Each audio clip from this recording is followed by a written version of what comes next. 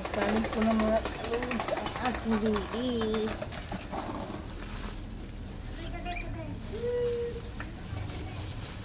Hindi masayang.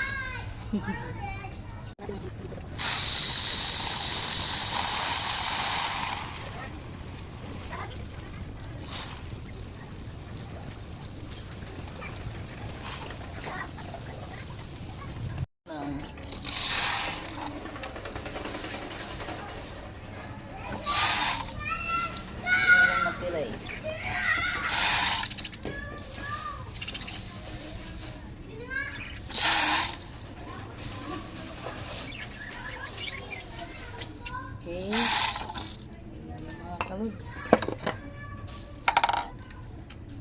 Ang ating DIY.